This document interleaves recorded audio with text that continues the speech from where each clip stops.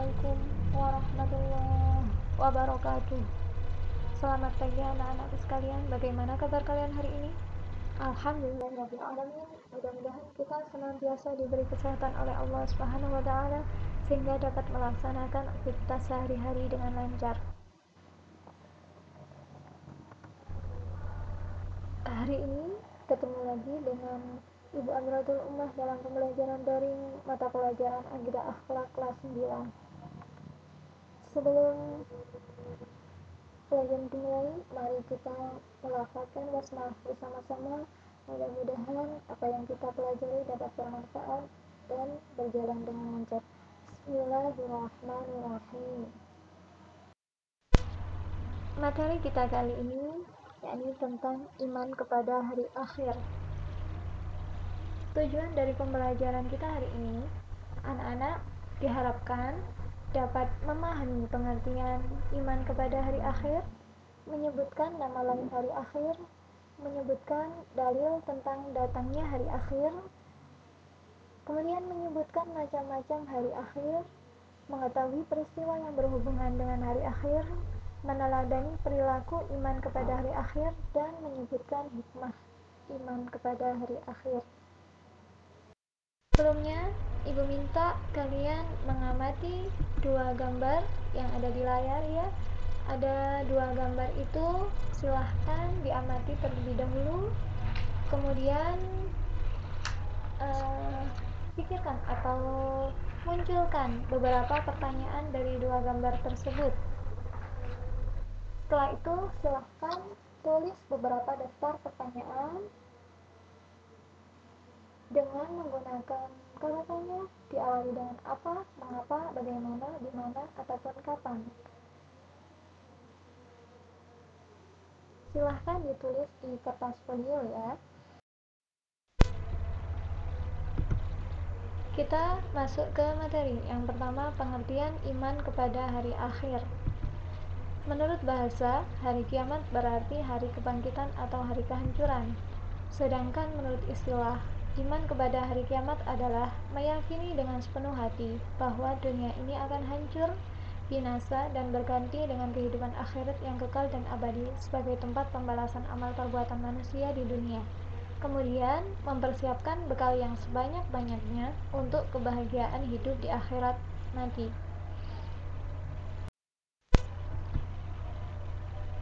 Nama lain dari hari akhir. Dalam buku Ensiklopedia Islam disebutkan bahwa nama lain dari hari akhir itu dalam Al-Quran ada 31 nama. Di antaranya, yang pertama, Yaumul Qiyamah atau hari kiamat, Yaumuddin, hari pembalasan, Yaumul Fath, hari kemenangan, Yaumul Tolak, hari perpisahan, yang kelima, Yaumul Jam'i, hari penghimpun. Kemudian ada Yaumul Khulud, hari kekekalan, Yaumul Khuruj, hari keluar, kemudian Yaumul Hasyr, hari penyesalan, Yaumul Fasl, hari pemisahan, Yaumut Tawabun, hari ditampakkan semua kesalahan. Selanjutnya, kita belajar dasar tentang datangnya hari akhir. Yang pertama ada dalil naqli tentang kepastian datangnya hari akhir. Di antaranya terdapat dalam surat Al-Hajj ayat 7. Bunyinya, A'udzubillahi minasyaitonirrajim. Bismillahirrahmanirrahim. Wa anna as-sa'ata atiyatu la raiba fiha wa anna Allaha yab'atsu man fil qubur. Artinya, dan sesungguhnya hari kiamat itu pastilah datang, tidak ada keraguan padanya, dan bahwasanya Allah membangkitkan semua orang di alam kubur. Yang kedua, terdapat dalam surat Thaha ayat 15. A'udzubillahi minasyaitonirrajim. Bismillahirrahmanirrahim. Inna sa'ata atiyatun akadu ukhfiha litujza kullu nafsin bima tas'a. Artinya, sesungguhnya hari kiamat itu akan datang. Aku merahasiakan waktunya agar supaya tiap-tiap diri itu dibalas dengan apa yang ia usahakan. Selanjutnya, dalil akli atau menurut logika. Semua yang ada di dunia ini lama-kelamaan pasti akan rusak, kemudian hancur dan binasa. Tidak terkecuali alam semesta ini. Kelamaan pasti akan rusak, kemudian hancur dan binasa juga. Hancur dan binasanya alam semesta inilah yang kita kenal sebagai hari kiamat. Indikasi tentang kemungkinan rusaknya alam semesta berikut tata suryanya banyak sekali. Di antaranya, bocornya lapisan ozon, meningkatnya pemanasan global, pergantian musim yang tidak menentu, jatuhnya batu meteor di bumi, banyaknya gunung Merapi yang menjadi aktif kembali, dan lain sebagainya. Dengan demikian, menurut logika kita, kiamat pasti akan datang.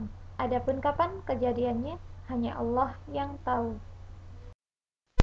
Selanjutnya, macam-macam kiamat. Kiamat dibagi menjadi dua, yakni kiamat sughra atau kiamat kecil dan kiamat kubro. Kiamat sughra itu rusaknya atau hancurnya sebagian dari alam semesta, contohnya gempa bumi, kematian seseorang, tsunami, dan sebagainya. Kalau kiamat kubro itu hari hancur dan musnahnya seluruh alam semesta.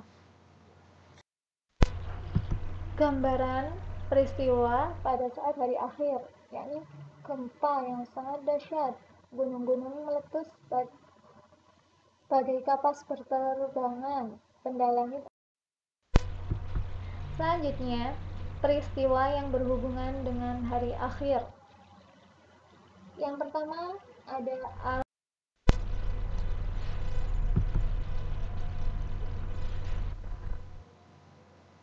dalam alam barzakh itu ditanya oleh malaikat Munkar dan Nakir. Manusia dapat merasakan nikmat atau siksa di dalam kubur atau alam barzakh tersebut. Manusia menunggu kiamat tiba ditemani dengan amalnya sewaktu di dunia. Yaumul Ba'ts, yakni hari kebangkitan, yaitu hari bangkitnya kembali seluruh umat manusia sejak zamannya Nabi Adam hingga manusia yang terakhir dari alam. Dunia yang hancur dan rata berubah menjadi alam akhirat. Manusia dibangkitkan kembali dari alam barzakh dengan bentuk yang bermacam-macam sesuai dengan amal perbuatannya. Selanjutnya yakni Yaumul Mahsyar, hari dikumpulkannya manusia di padang mahsyar untuk mempertanggungjawabkan amal perbuatannya. Terlebih dahulu, manusia menerima buku amal catatan masing-masing. Selanjutnya, Yaumul Mizan, yakni hari ditimbangnya amal baik dan buruk manusia. Setelah diperiksa amal manusia tersebut, dipilah-pilah antara yang baik dengan yang buruk, kemudian ditimbang pada sebuah timbangan yang bernama Mizan. Selanjutnya, Yaumul Hisab, yakni hari perhitungan amal baik dan buruk yang dilakukan selama hidupnya. Setelah dari Yaumul Hisab, kemudian ke Sirat.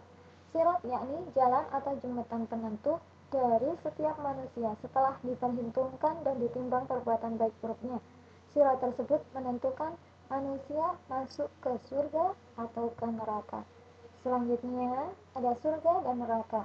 Surga dan neraka adalah tempat terakhir yang diciptakan oleh Allah Subhanahu wa taala untuk memberikan balasan atas perbuatan manusia semasa di dunia.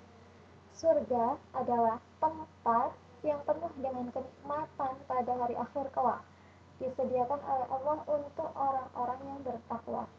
Sedangkan neraka adalah tempat yang penuh dengan penderitaan dan siksaan di akhirat kelak, sebagai balasan perbuatan buruk bagi orang-orang yang durhaka kepada Allah Subhanahu wa taala. Na'udzubillah.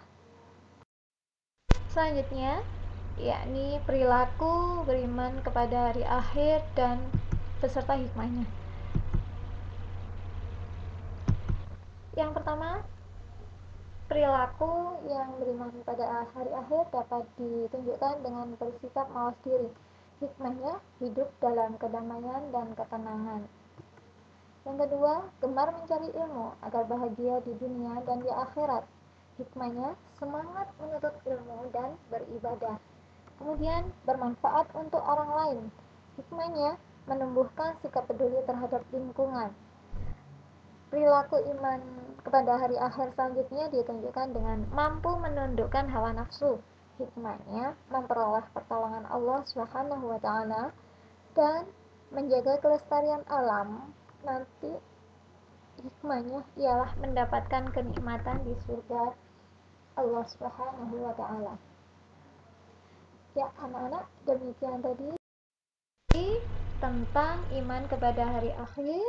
Untuk selanjutnya, silahkan anak-anak merangkum dari apa yang sudah Ibu jelaskan tadi, ditulis yang rapi di kertas folio, nanti difoto kemudian diupload ke Google Classroom ya.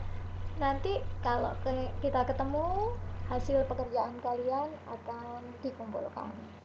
Demikian, mohon maaf atas segala kekhilafan. Terima kasih atas perhatiannya. Kami akhiri. Assalamualaikum warahmatullahi wabarakatuh.